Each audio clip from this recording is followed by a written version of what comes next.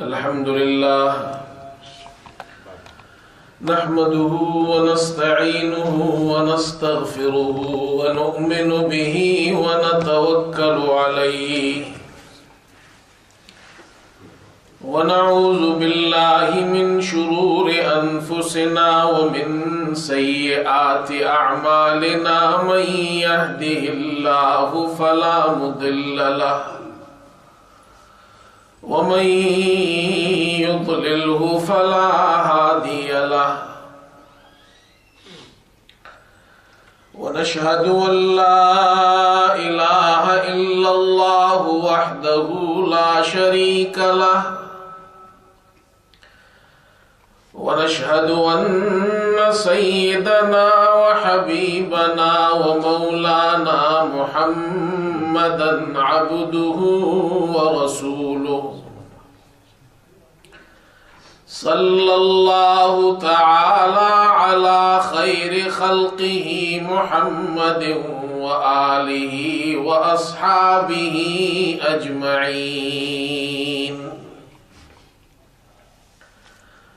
أما بعد فأعوذ بالله من الشيطان الرجيم بسم الله الرحمن الرحيم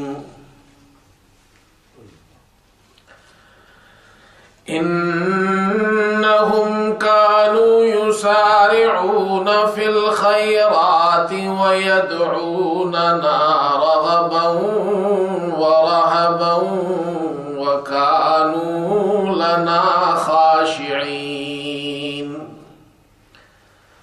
صدق الله مولانا العظيم. بزرگان محترم اور برادران عزیز،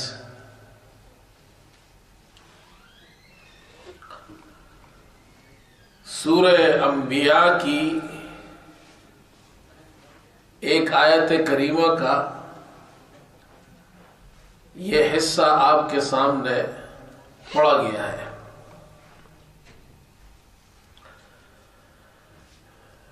اور اس صورت میں اللہ تعالیٰ نے انبیاء علیہ السلام کے واقعات ذکر فرمائے ہیں،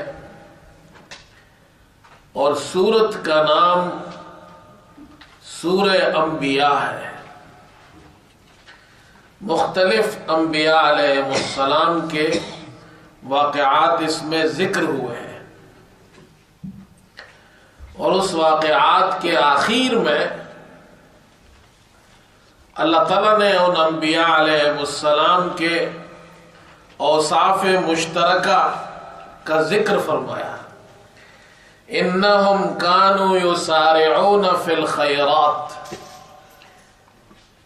یہ انبیاء علیہ السلام کا ایک وصف یہ تھا، کانوا یسارعون فی الخیرات، وہ نیکی کے کاموں میں دوڑنے والے تھے۔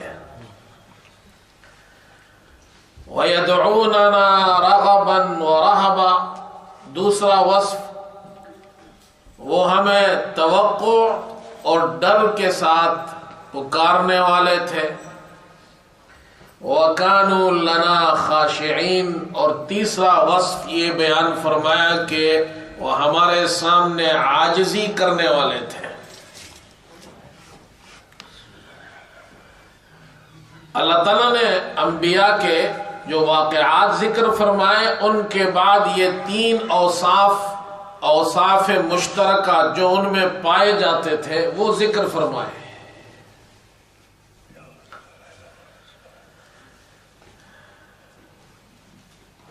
انسان جب کوئی عمل کرتا ہے تو اس کے اعمال کی تین قسمیں ہیں۔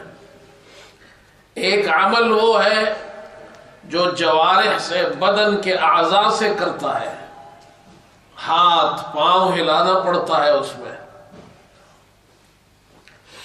دوسرا عمل وہ ہے جو زبان سے ہوتا ہے، اور تیسرا عمل وہ ہے جو دل کا عمل ہے۔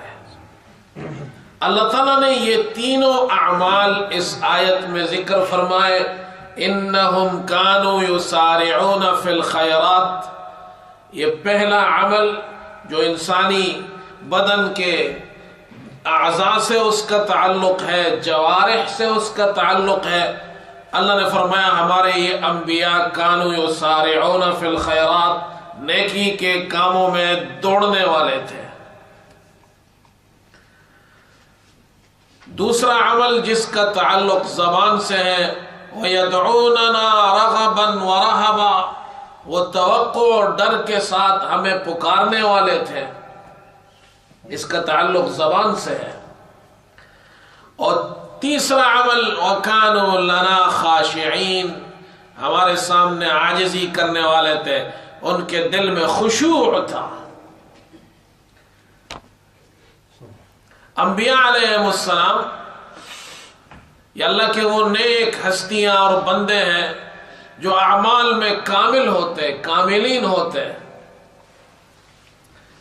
اللہ تعالیٰ نے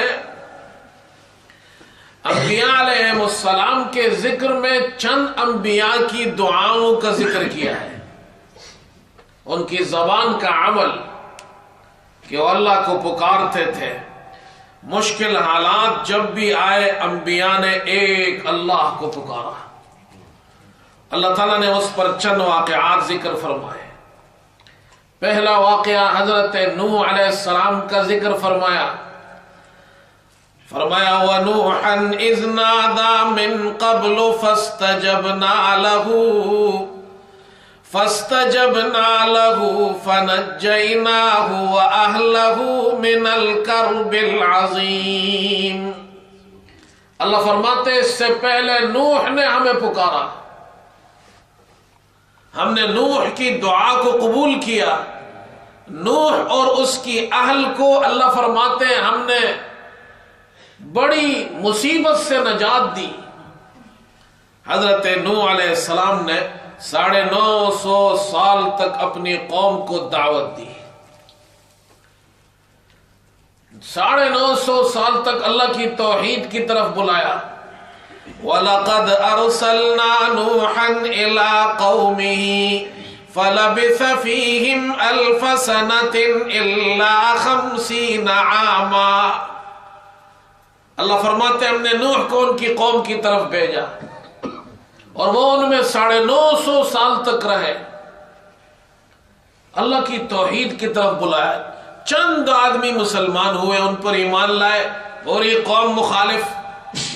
حضرت نوح ان کو دعوت دے رہے ہیں اور وہ ان کو ستا رہے ہیں، تکلیف دے رہے ہیں۔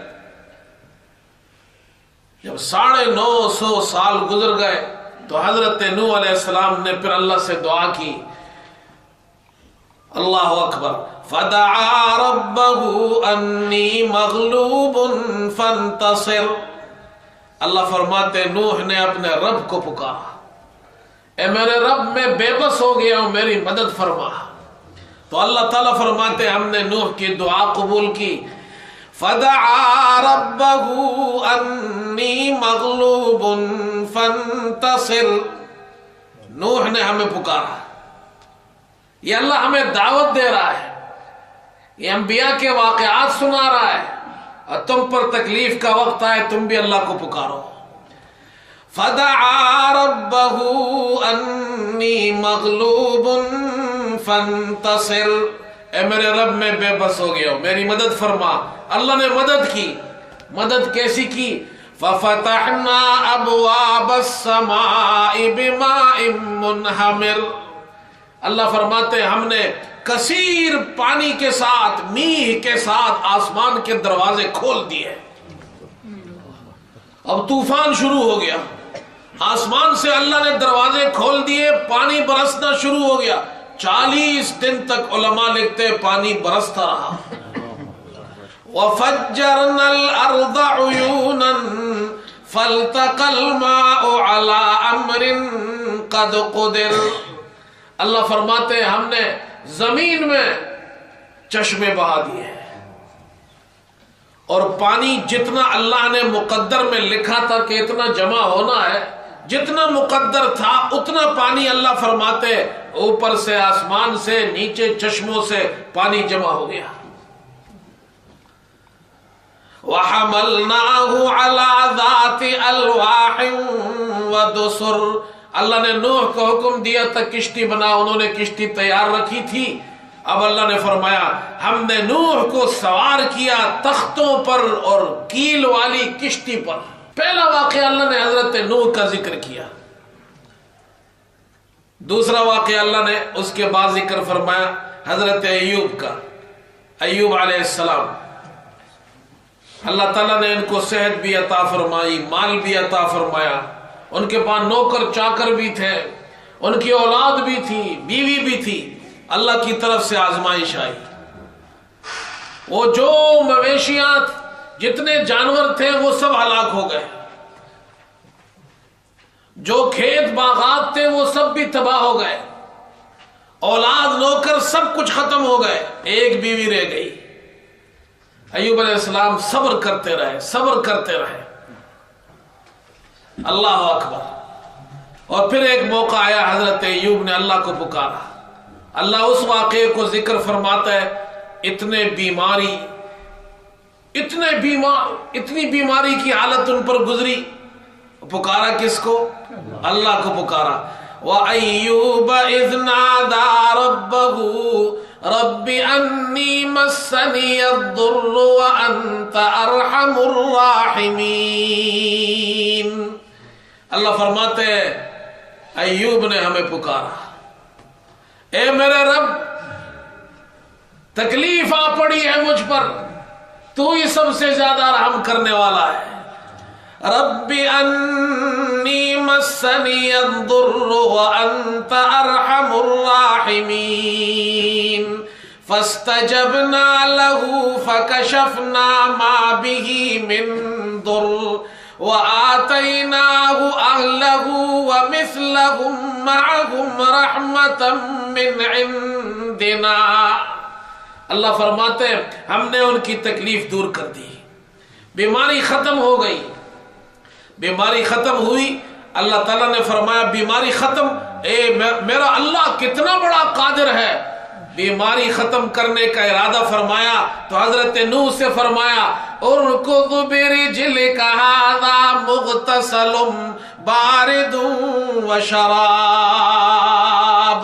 اے ایوب اپنا پاؤں زمین پر مارو، یہاں سے پانی نکلے گا، اس پانی کو پیو بھی، اس سے غسل بھی کرو. وہاں سے پانی نکلا. ایوب نے، حضرت ایوب علیہ السلام نے پانی پیا، غسل کیا اور ساری بیماری ختم ہو گئی، صحت مند ہو گئے، توانا ہو گئے.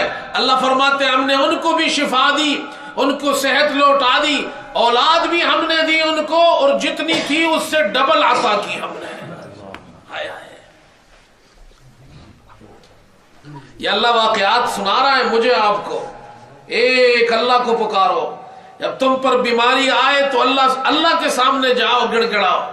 حضرت ایوب اللہ کے سامنے گڑ گڑائے تھے. پھر اللہ نے حضرت یونس کا ذکر کیا. کتنی بڑی تکلیف اور آزمائش ان پر آئی. ہائے ہائے. وَظَنُّونِ إِذْ ذَهَبَ مُغَاضِبًا فَظَنَّ أَن لَّن نَّقْدِرَ عَلَيْهِ فَنَادَىٰ فِي الظُّلُمَاتِ أَن لَّا إِلَٰهَ إِلَّا أَنتَ سُبْحَانَكَ إِنِّي كُنتُ مِنَ الظَّالِمِينَ. نینوا کی طرف اللہ نے بھیجا تھا ان کو، قوم کو دعوت دی، مانے نہیں، کہ اللہ کا عذاب آئے گا. 3 دن کی مہلت ملی ہے. اور حضرت یونس علیہ السلام اللہ کی وحی کا انتظار کیے بغیر کہ اب عذاب آ رہا ہے، وہ وہاں سے نکل گئے. پیچھے قوم نے جب آثار دیکھے عذاب کے تو انہوں نے توبہ کی، اللہ پر ایمان لے آئے، توبہ کی، اللہ نے عذاب روک دیا. یونس علیہ السلام کشتی میں بیٹھ گئے، طوفان آیا. انہوں نے اپنے اندازے کے مطابق کہا جی قرآ ڈالتے ہیں، ایک کشتی پر جناب بوجھ زیادہ ہے، اس لیے ایک آدمی کو یہاں سے نکالنا پڑے گا تاکہ کشتی کے باقی لوگ بچ جائیں۔ قرآ ڈالی، جب بھی قرآ ڈالتے قرآ نکلتا حضرت یونس علیہ السلام کے نام پر۔ انہوں نے پانی میں چھلانگ لگائی، اللہ تعالیٰ نے مچھلی کو حکم دیا کہ میرا پیغمبر آ رہا ہے، ڈوبنا نہیں چاہیے، یہ میرا پیغمبر ہے، ڈوبنے نہیں دینا، اسے اپنے اندر لے لو۔ مچھلی نے اپنے اندر لے لیا۔ اللہ اکبر۔ فنادا فی الظلمات، اللہ فرماتے اندھیریوں میں مجھے پکارا، رات کا اندھیرا، پانی کا اندھیرا، مچھلی کی پیٹ کا اندھیرا، تین اندھیریوں میں تمہاری پکار سننے والا کون ہے؟ اللہ۔ فنادا فی الظلمات اللہ الہ الا انت سبحانک انی کنت من الظالمین۔ اللہ کی توحید بیان کی، اللہ کی پاکی بیان، اللہ میں ہی زیادتی کرنے والا ہوں۔ ہائے ہائے۔ فاستجبنا له ونجيناه من الغم وكذلك ننجي المؤمنين۔ اللہ فرماتے ہیں غم سے نجات دینے والا میں ہوں، میں نے یونس کو غم سے نجات دی، مچھلی کے پیٹ سے اللہ نے صحیح سالم باہر نکال دیا۔ اس کے بعد اگلا قصہ ذکر کیا حضرت زکریا علیہ السلام کا۔ بوڑھے ہو گئے، بیوی بھی بانجھ ہے، اور کفالت کر رہے بی بی مریم کی۔ بی بی مریم کے پاس جب بھی پہنچتے دیکھتے بغیر موسم کے پھل پڑے ہوئے ہیں تو بڑا حیران ہوتے ہیں، تو ان سے پوچھتے ہیں یا مریم انا لک ھذا، اے مریم یہ پھل کہاں سے آ رہے ہیں؟ باہر تو بازار میں یہ پھل ملتے نہیں، آپ کے پاس کہاں سے آئے؟ یا مریم انا لک ھذا قالت هو من عند اللہ ان اللہ یرزق من یشاء بغیر حساب۔ یہ اللہ مجھے کھلا رہا ہے، وہ اللہ جسے چاہے بغیر حساب کے رزق دیتا ہے۔ ہائے، زکریا نے دیکھا، حضرت زکریا علیہ السلام نے، میرا اللہ مریم کو بغیر موسم کے پھل کھلا رہا ہے۔ هنالک دعا زکریا ربہ، او زکریا علیہ السلام نے وہاں اللہ کو پکارا، بوڑھے ہو گئے ہیں، بانجھ ہو گئے۔ رب وزکریا اذ نادى ربہ رب لا تذرنی فردا وانت خیر الوارثین۔ اللہ مجھے اکیلا مت چھوڑنا، میری اولاد ہو تاکہ کل جو میرا علم ہے، جو میری یہ میراث ہے، یہ علم ہے، یہ آگے لوگوں تک پہنچائے۔ اللہ تو ہی بہتر وارث ہے۔ اللہ تعالیٰ فرماتے ہم نے زکریا علیہ السلام کی دعا قبول کی، باوجود اس کے کہ وہ بوڑھے تھے، بیوی بانجھ تھی، ہم نے ان کی بیوی کو ٹھیک کر دیا، ان کو اولاد عطا فرمائی۔ فاستجبنا له ووهبنا له يحيى واصلحنا له زوجها۔ اللہ فرماتے ہیں میں نے دعا قبول کی، یحییٰ جیسا بیٹا ان کو دیا، اور نام بھی اللہ نے اس کا یحییٰ رکھا۔ اللہ فرماتے بیوی کو بھی ہم نے ٹھیک کر دیا۔ یہ واقعات اللہ نے ذکر کیا، حضرت نوح، حضرت یونس علیہ السلام، ایوب علیہ السلام، حضرت یونس علیہ السلام، حضرت زکریا علیہ السلام۔ کتنے واقعات ہو گئے؟ 4 واقعات۔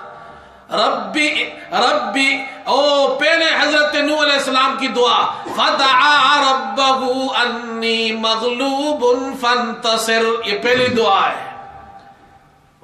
جب دشمن تمہارے زیادہ ہو اور تکلیف تمہیں دشمنوں سے تکلیف کا اندیشہ ہو، پریشان ہونے کی ضرورت نہیں، دعائے نوح پڑھو، میں تمہاری مدد کروں گا۔ اس کے بعد دعائے ایوب، بیماری آ جائے حضرت ایوب کی دعا پڑھو، میں تمہیں شفا دوں گا۔ اور اگر تم غم میں ہو، ٹینشن ہے، غم ہے، آج دنیا ٹینشن میں ہے، غم میں ہے، پریشان ہونے کی ضرورت نہیں، پڑھتے رہو لا الہ الا انت سبحانک انی کنت من الظالمین. پڑھو یہ. اللہ فرماتے میں نے حضرت یونس کو غم سے نکال دیا. اولاد نہیں ہے تو زکریا کی بھی نہیں تھی، میں نے بڑھاپے میں دیا ہے، تمہیں بھی دے سکتا ہوں. ایک اللہ سے مانگو، اس کے ساتھ کسی کو شریک مت کرو. اللہ کا کوئی شریک نہیں ہے. غم سے نجات دینے والا وہ ایک اللہ ہے، بیماری سے شفا دینے والا ایک اللہ ہے، بڑھاپے میں اولاد دینے والا ایک اللہ ہے، دشمنوں سے بچانے والا بھی ایک اللہ ہی ہے. کسی اور کے پاس مت جاؤ، کوئی تمہاری مدد نہیں کر سکتا ہے، ایک اللہ تمہاری مدد کرتا ہے. ہائے ہائے ہائے. اور جن کو مشرکین پکارتے تھے اللہ کے ساتھ شریک کر دیا تھا، اسی لیے تو مشرک بنے. اللہ نے منع کیا ہے شرک سے. کسی کو بھی اللہ کے ساتھ شریک مت کرو. اللہ کے نیک اولیاء ہے، اللہ نے ان کو بڑا مقام دیا ہے. ان کے قبروں پر جاؤ، دعا پڑھو. رسول کریم صلی اللہ علیہ وسلم نے جو طریقہ بتایا ہے اس طریقے کے مطابق قبروں پر جانا صرف جائز ہی نہیں، سنت ہے. سرکار دو عالم صلی اللہ علیہ وسلم خود قبرستان تشریف لے جاتے، اور بزرگوں اور اولیاء کی قبروں پر جانا اسلام اس کی بھی اجازت دیتا ہے، لیکن طریقے سے جائے. یہ نہیں کہ وہاں جا کے سجدہ کرنا ہے، ان سے مانگنا ہے. پتر نہیں ہے تو بابا کے بازار پہ چادر چڑھاؤ اور اس سے مانگو تو بابا تمہیں پتر دے گا. کاروبار خراب ہو گیا ہے، اب جا کے غیروں سے مانگو. اللہ نے تو اپنے نبیوں کا واقعہ ذکر کیا ہے، اور پھر فرمایا ان الذین تدعون من دون اللہ عباد امثالکم. جنہیں تم پکارتے ہو اللہ کے علاوہ تمہاری طرح بندے ہیں. وہ مخلوق ہے، وہ خالق نہیں ہے. تمہاری جھولیاں بھرنے والا ایک اللہ ہے. ایک اللہ کو پکارو. فرمایا کہ از خدا خواہ ہر چه خواہی اے پسر، از خدا خواہ ہر چه خواہی اے پسر، نیست در دست خلائق خیر و شر. اور میرے بیٹے جو تمہیں مانگنا ہو ایک اللہ سے مانگو. خیر اور شر مخلوق کے ہاتھ میں نہیں ہے، ایک اللہ ہی ہے جو تمہیں تکلیف سے نجات دینے والا ہے. از خدا خواہ ہر چه خواہی اے پسر، نیست در دست خلائق خیر و شر. غیر حق را ہر کے خواند اے پسر، نیست در عالم ازو گمراہ تر. جو اللہ کو چھوڑ کر غیروں سے مانگتا ہے اس سے زیادہ اس پوری دنیا میں کوئی گمراہ نہیں ہو سکتا ہے. اللہ تو فرماتا ہے میں تمہارے قریب ہوں. کتنے قریب ہے اللہ؟ اللہ فرماتے وَإِذَا سَأَلَكَ عِبَادِي عَنِّي فَإِنِّي قَرِيب. اے ہمارے پیغمبر، جب آپ سے میرے بندے میرے بارے میں پوچھے کہ اللہ کتنا قریب ہے تو اللہ کہاں ہے تو کہہ دو فَإِنِّي قَرِيب. اے میرے پیغمبر ان سے کہہ دو میں اللہ کہتا ہوں میں بہت قریب ہوں. کتنا قریب ہے اللہ تو. نحن اقرب الیہ من حبل الورید. تمہاری شہرک سے بھی زیادہ قریب ہو. یہ تمہاری زبان سے ابھی دعا نکلتی ہے، یہاں سے جدھر سے دعا نکلتی ہے ابھی دعا وہاں سے نکلی نہیں ہوتی کہ مجھے علم ہوتا ہے کہ تم کیا مانگ رہے ہو. اتنا بڑا بادشاہ. ابھی آپ نے زبان سے الفاظ نہیں نکالے، ابھی آپ کے گلے سے آواز نہیں نکلی، ابھی آپ کے منہ سے الفاظ باہر نہیں آئے، ابھی تو آپ مانگنے والا ہے. اللہ فرماتے میں ادھر ہوں، یعنی مجھے یہاں کا بھی علم ہے، یہاں سے کیا نکلنے والا ہے میں اسے بھی جانتا ہوں. جو اللہ گلے سے نکلنے والے الفاظ کو الفاظ کی ادائیگی سے پہلے جانتا ہو اس سے ہم نہ مانگے. ایک اللہ کو پکارو، اس کے ساتھ کسی کو شریک مت کرو. پھر سرکار دو عالم صلی اللہ علیہ وسلم نے ہمیں اللہ سے مانگنے کا طریقہ بتایا ہے۔ اللہ نے تو قرآن میں کہا مجھ سے مانگو، کسی اور سے مت مانگو۔ اب مانگنا کیسے ہے؟ مانگنا کیسے ہے؟ فرمایا میرے حبیب سے پوچھو، وہ تمہیں بتائیں گے اللہ سے مانگتے کیسے ہیں۔ اللہ کے حبیب صلی اللہ علیہ وسلم نے پھر فرمایا مانگتے کیسے ہیں۔ ایک صحابی دعا مانگ رہے ہیں، آپ نے ان کی دعا سنی، فرمایا کہ اس نے بڑی جلدی کی۔ دعا مانگنے کا یہ طریقہ نہیں، دعا مانگنے کا طریقہ یہ ہے کہ پہلے اللہ کی حمد بیان کرو، اس کے بعد سرکار دو عالم صلی اللہ علیہ وسلم پہ درود پڑھو، اس کے بعد پھر جو تمہیں اللہ سے مانگنا ہے وہ اللہ سے مانگو۔ اللہ کے حبیب صلی اللہ علیہ وسلم نے یہ طریقہ ہمیں بتایا۔ اور درود شریف کے لوگ فضائل بیان کرتے ہیں اور حدیث میں بہت سی فضیلتیں آئی ہیں، لیکن میں آپ کو آج درود شریف کی وہ فضیلت بیان کرتا ہوں جو شاید آپ نے پہلے اس غور سے نہ سنی ہو۔ حدیث میں آتا ہے اللہ کے نبی صلی اللہ علیہ وسلم نے فرمایا جو دعا مسلمان مانگتا ہے وہ دعا اس وقت تک قبول نہیں ہوتی جب تک کہ وہ مجھ پر درود نہیں پڑتا ہے۔ آپ نہیں دیکھتے جب ہم نماز پڑھتے ہیں تو نماز کے آخر میں کیا پڑھتے ہیں؟ درود۔ نماز کے آخر میں درود۔ یہ کیوں درود پڑھتے ہیں؟ اللہ اکبر، یہ پوری نماز تم نے اللہ کے سامنے سر بسجود ہوئے جو تم مانگ رہے ہو درود پڑھو گے تو اللہ تمہاری ان تمام عبادتوں کو ریاضتوں کو قبول کرے گا۔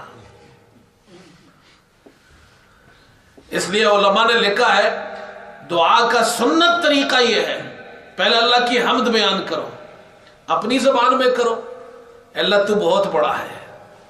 عربی نہیں آتی تو اپنی زبان میں کرو، جو آتا ہے اپنے اللہ کی تعریف کرو، جو جتنا کر سکتے ہو اتنا اللہ کی تعریف کرو، اس کے بعد درود شریف پڑھو، پھر اللہ سے مانگو، پھر آخر میں درود پڑھو۔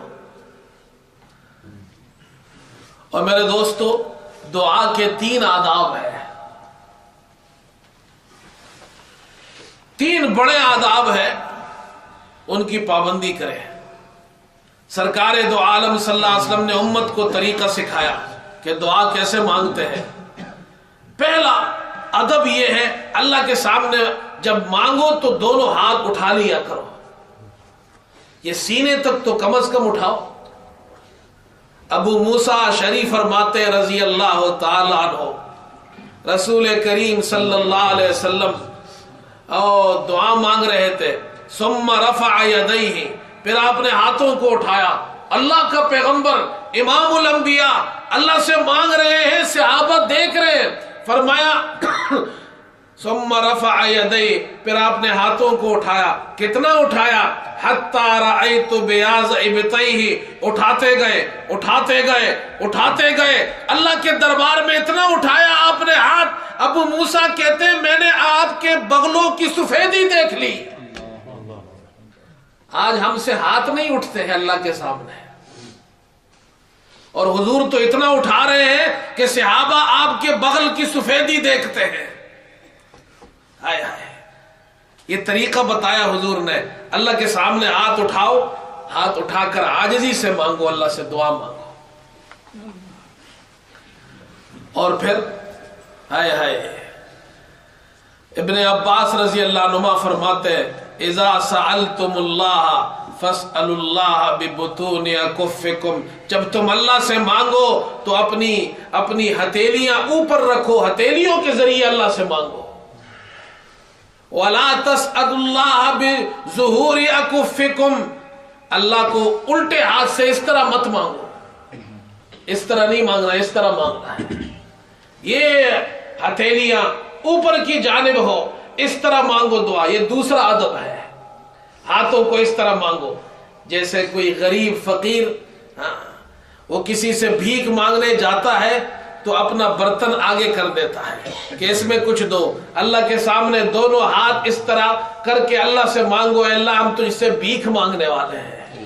اللہ کو بڑا پسند ہے. حضور نے یہ طریقہ بتایا ہمیں صلی اللہ علیہ وسلم. اور پھر فرمایا اللہ اکبر. حضرت عمر رضی اللہ عنہ فرماتے ہیں رسول کریم صلی اللہ علیہ وسلم جب اللہ سے دعا مانگتے تھے ہاتھوں کو اٹھاتے تھے لم یحطہما حتی یمسح بہما وجہہ. آپ صلی اللہ علیہ وسلم اس وقت تک ہاتھ چھوڑتے نہیں تھے جب تک کہ اپنے ہاتھوں کو اپنے چہرے پر پھیر نہ دیں. آخر میں پھر اپنے ہاتھوں کو چہرے پر اس طرح پھیر دینا ہے. کتنے ادب ہو گئے؟ 3 ادب ہو گئے. پہلا ادب کیا ہے؟ ہاتھوں کو اٹھانا ہے. دوسرا ادب یہ ہے ہتھیلیاں اوپر کی جانب ہو, ہتھیلیاں اللہ کے سامنے پھیلائے, اس طرح مانگے. تیسرا ادب یہ ہے اس طرح ہاتھوں کو اوپر پھیر دے, چہرے پر پھیر دے. یہاں دعا ہوتی ہے لوگ ہاتھ نہیں اٹھاتے. بہت سے مجلسوں میں جاتا ہوں, کوئی پروگرام ہوتا ہے کسی بیان وغیرہ میں, تو دعا ہوتی ہے مجلس کے آخر میں, تو بعض لوگ ادھر نیچے ہاتھ رکھ کے یوں دعا مانگ رہے ہوتے ہیں. اتنا تکبر, اللہ کو تکبر پسند نہیں ہے. اللہ سے مانگو, عاجزی کرو, ہاتھ اٹھا کے مانگو اللہ سے. بعضوں کو تو ہاتھ سامنے کرنا بھی نہیں آتا ہے, یوں ہاتھ, یوں کوئی یوں بیٹھا ہوا ہے, کوئی یوں بیٹھا ہوا ہے, کوئی یوں ہے, کوئی یوں ہے. نہیں بھائی, یہ عاجزی ہو. ایسا اللہ کے سامنے عاجزی نہیں کریں گے تو کس کے سامنے کریں گے؟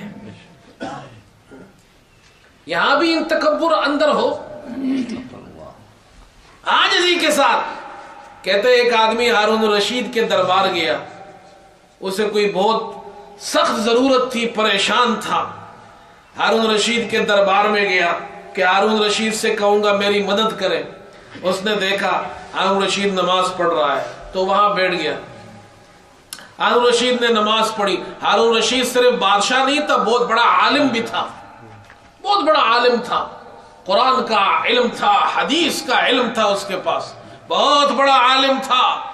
انہوں نے نماز پڑھی. نماز پڑھنے کے بعد دونوں ہاتھ اٹھائے. بادشاہ وقت ہارون الرشید, آج کل کے بادشاہوں کی طرح بادشاہ نہیں, کمزور بادشاہ, وہ زمانے کے بڑے طاقتور بادشاہ ہوتے تھے. اللہ کے سامنے یوں ہاتھ اٹھایا, بڑی عاجزی سے مانگ رہا ہے, بڑی عاجزی سے مانگ رہا ہے. اللہ کے سامنے رو رہا ہے, گڑ گڑا رہا ہے, اللہ کے سامنے ہاتھ پھیلائے ہوئے ہے. ہارون الرشید وقت کا بادشاہ. دعا ختم کی تو وہ آدمی جانے لگا. ہارون رشید نے اس کو بلوایا. کہا جی آپ کسی کام سے آئے تھے؟ کہا جی ہاں میں کسی کام سے آیا تھا, لیکن اب مجھے ضرورت نہیں. کہا کیوں؟ کیا کام ہے بتاؤ؟ کہ جب تم جیسا بادشاہ اس سے مانگتا ہے تو مجھے تم سے مانگنے کی کیا ضرورت ہے؟ تو بادشاہ ہو کر اس سے مانگے تو میں غریب ہو کر اس سے کیوں نہ مانگوں؟ ہائے ہائے, اللہ اکبر. اللہ سے مانگو. حضور صلی اللہ علیہ وسلم نے ہمیں یہ طریقہ بتایا اور پھر فرمایا ہاتھوں کو اٹھاؤ, ہتھیلیاں اوپر رکھو اور پھر ہاتھوں کو اس طرح چہرے پر پھیر دو. بعض لوگ ہاتھوں کو چہرے پر پھیرتے بھی نہیں ہیں. آپ نے بھی دیکھا ہوگا, دعا کرتے یوں, جیسے وہ مستری کو دیکھا ہے نا, وہ دیوار کا پلسٹر کرتا ہے تو سیمنٹ ایسا پھینکتا ہے اس میں, تو ہم بھی ادھر سے یہ جو مانگا ہے نا اللہ کی رحمت, ادھر سے چہرے پہ پھینکتے ہیں. یہ کیا طریقہ ہے؟ یہ ہر چیز کا ایک ادب ہے. اچھا میری ایک تھوڑی سی ایک بات پہ آج عمل کر لیں. آپ اس سنت کے مطابق آج عمل کریں. اللہ کے رسول ہاتھ اٹھاتے تھے, ہتھیلیاں اوپر رکھتے تھے, چہروں پر پھیرتے تھے. اچھا بہت سے لوگ ہیں جو چہروں پر اپنی ہتھیلیاں پھیرتے بھی ہیں, ایسے مسلمان بھی ہیں. لیکن ایک بات بتائیں, یہ چہرے پر ہتھیلی پھیرتے کیوں ہیں؟ ہم یہ عمل کرتے ہیں لیکن سوچ سمجھ کر نہیں کرتے. آپ اس عمل کو ذرا سوچ سمجھ کر کریں, یقین کریں آپ کو بڑا لطف آئے گا. کیفیت آپ کی روحانی کیفیت بدل جائے گی. علماء نے لکھا ہے کہ یہ جو سنت ہے ہتھیلیوں کو چہرے پر پھیرنا, اس کی وجہ کیا ہے؟ فرمایا اس کی وجہ یہ, جب تم اللہ سے مانگتے ہو اور اللہ کے سامنے ہاتھ پھیلاتے ہو تو اللہ پاک اپنی طرف سے انوارات اور رحمتیں تمہارے ہتھیلیوں میں ڈال دیتا ہے. تو تمہاری ان ہتھیلیوں میں جب اللہ کی طرف سے رحمتیں برکتیں آتی ہے تو حضور نے اس کا طریقہ بتایا، اب اس رحمت کو کہاں ٹرانسفر کرو، اگر چھوڑ دو گے تو گر جائے گی۔ فرمایا جسم میں سب سے بہترین جگہ چہرہ ہے، اس لیے اس رحمت کو وہاں ٹرانسفر کر دو۔ آپ نے اللہ والوں کو دیکھا ہوگا، ان کے چہروں میں ایک نور ہوتا ہے، یہ رونق عبادت کی ہوتی ہے، یہ اس اللہ کے سامنے گڑ گڑانے کی ہوتی ہے۔ یہ جب چہرے پہ ہاتھ پھیرتے ہیں تو وہ رونق یہاں چلی جاتی ہے۔ اس لیے سرکار دو عالم صلی اللہ علیہ وسلم بچوں کے سر پر بھی ہاتھ پھیرتے تھے۔ اب تو ہمارے یہاں یہ فیشن ہی ختم ہو گیا، پرانا تو نہیں کہہ رہا ہوں، اتنا پرانا زمانہ بھی نہیں ہے، ہمارے بچپن میں لوگ آتے تھے بزرگوں کے پاس اپنے بچوں کو لے کر، حضرت ان کے لیے دعا کر دے، سر پر ہاتھ پھیرتے تھے۔ سرکار دو عالم صلی اللہ علیہ وسلم بھی سر پر ہاتھ پھیرتے تھے۔ یہ ہاتھ پھیرنے میں کچھ ہوتا ہے، کرنے والا اللہ ہی ہے، کرنے والا کون ہے؟ اللہ ہے، لیکن نیک لوگوں کی صحبت میں ان کا ہاتھ بچے کے سر پر پڑتا ہے، اللہ برکت ڈالتا ہے اس میں۔ ایک صحابی کہتے ہیں میرے دادا ہشام وہ تجارت کرتے تھے، ان کو نقصان نہیں ہوتا تھا، اور جب بازار جاتے تھے، اور وہ کہتے میں چھوٹا تھا تو مجھے اپنے ساتھ بازار لے جاتے تھے۔ عبداللہ ابن عمر اور عبداللہ ابن زبیر جیسے صحابہ وہ ان سے کہتے تھے کہ ہمیں اپنے کاروبار میں شریک کر لو۔ کیوں شریک کرے آپ کو؟ فرماتے تمہارے لیے اللہ کے رسول نے برکت کی دعا کی ہے، اس لیے ہمیں اپنے کاروبار میں شریک کر لو۔ تو میرے دادا ان کو کاروبار میں شریک کرتے، اور پھر فرمایا میرے دادا کی جو والدہ تھی، جب میرے دادا چھوٹے تھے تو وہ اپنے اس بچے کو رسول کریم صلی اللہ علیہ وسلم کی خدمت میں لے جاتی، آپ صلی اللہ علیہ وسلم نے اس کے سر، میرے دادا کے سر پہ ہاتھ پہرا اور ان کو برکت کی دعا دی، جس کا سب سے بڑا فائدہ، دنیاوی فائدہ یہ ہوا میرا دادا بازار میں وہ کاروبار کرتا ہے جسے کبھی زندگی میں نقصان نہیں ہوتا ہے۔ اللہ والوں کے پاس بیٹھنے کا بڑا فائدہ ہوتا ہے۔ اپنے بچوں کو بھی ان کے پاس لے جایا کرو۔ کوئی نیک آدمی آئے، اللہ والا آئے، تو پہلے زمانے میں ہمارے گھر علماء آتے تھے، بہت آتے تھے، والد صاحب جب حیات تھے، ہم چھوٹے ہوتے تھے تو والد صاحب ہمیں لے جا کے بٹھا دیتے تھے، تو ان سے کہتے تھے ان کے لیے دعائیں کرو، اور مجھے یہ اللہ ہی کرنے والا ہے، لیکن مجھے نظر آتا ہے کہ جو کچھ مجھے ملا ہے ان دعاؤں کی وجہ سے ملا ہے، ورنہ میرا دادا ایک کسان تھا، میرا دادا ایک زمیندار تھا، میرا دادا ایک عام آدمی تھا، عام مسلمان تھا، بہت سیدھا سادہ عام مسلمان، گاؤں کا رہنے والا، لیکن علماء کی محبت کی وجہ سے آج ہمارے دادا کے جتنے بھائی رشتہ دار اور تھے، کزن تھے، وہ سب ابھی تک اسی علاقے میں اسی طرح رہ رہے ہیں، وہی رہن سہن ہے۔ ایک ہمارے دادا کی اس ایک نیکی کی وجہ سے اللہ نے ہمارے خاندان کو اس علم کی طرف نکال دیا ہے۔ یہ چھوٹی بات نہیں ہے، اس کا تو میں خود آپ کے سامنے زندہ بیٹھا ہوں۔ آج میرے اپنے بانجے اور بانجیاں اور بتیجے اور بتیجیاں 50 سے زیادہ ہیں، اور اکثر علماء اور حفاظ ہیں۔ یہ میرے اس ایک عام دادا کی اس نیکی کا صلہ اللہ نے ہمیں دنیا میں یہ دیا ہے۔ نیک لوگوں کے پاس جانے کا بڑا فائدہ ہوتا ہے۔ اللہ ہمیں عمل کی توفیق عطا فرمائے۔ وآخر دعوانا الحمدللہ۔